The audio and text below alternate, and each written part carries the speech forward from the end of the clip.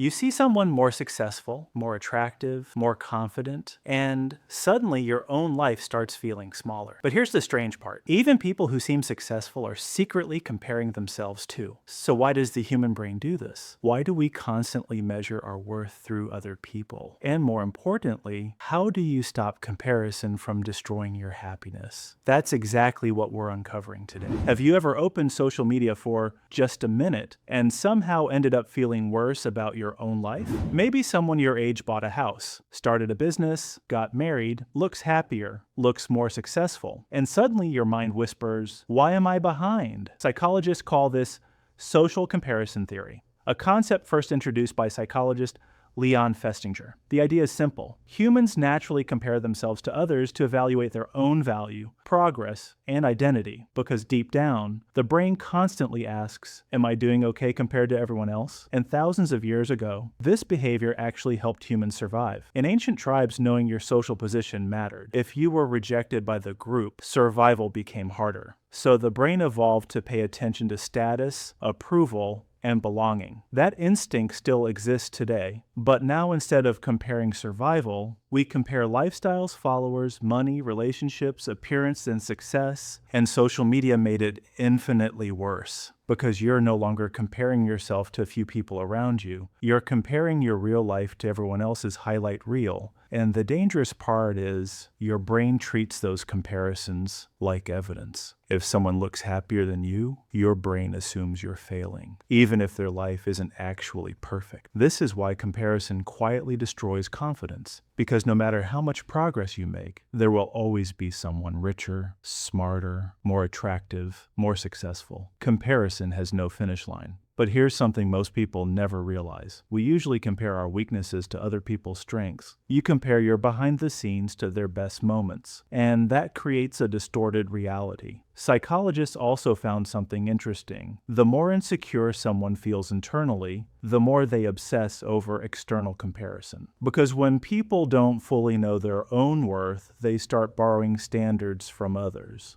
That's why some people become addicted to validation. Likes, attention, approval, recognition. Not because they're selfish, but because comparison made them question their identity. And ironically, even the people you envy are probably comparing themselves to someone else too. It never ends, unless you consciously stop feeding it. Real confidence begins when you stop asking, "How do I compare to them?" and start asking, "Am I becoming a better version of myself?" Because the healthiest growth is personal growth, not competitive growth. The truth is, someone will always be ahead of you in something.